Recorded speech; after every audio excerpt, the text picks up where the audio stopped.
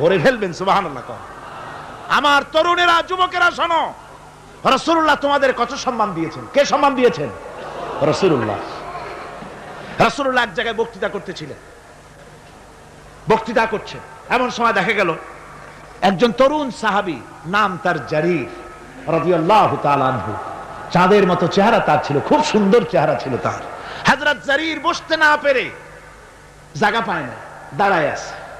রাসূল নিজের গায়ের চাদরটা খুলে জারীরের দিকে নিক্ষেপ করলেন, বললেন, জারীর দাঁড়িয়ে আছো, আমার চাদরের উপরে বসো। সুবহানাল্লাহ।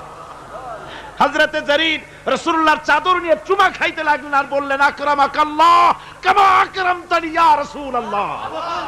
হে রাসূল, আল্লাহ আপনার সম্মান আরো আরো অনেক বাড়িয়ে দিক, যেমন আপনি আমাকে মর্যাদা দিলেন। হে রাসূল, আপনার চাদরে পৃথিবীর কোন মানুষ বসতে পারে?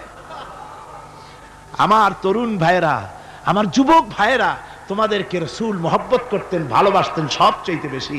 তোমরা আজ বাতিলের শিকার। কার শিকার? বাতিলের শিকার। তোমাদেরকে কি দেওয়া হয়? যে সব রাজনৈতিক দলের যুবক যারা তোমরা এখানে আছো, জিজ্ঞেস করি তোমাদের নেতারা তোমাদেরকে কি দেয়?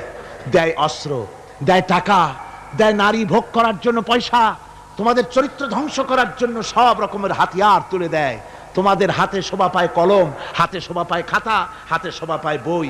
বই খাতা কলমের পরিবর্তে তোমাদের নেতারা তোমাদের হাতে তুলে দেয় স্টেন গান, তুলে দেয় হেরোইন, তুলে দেয় টাকা।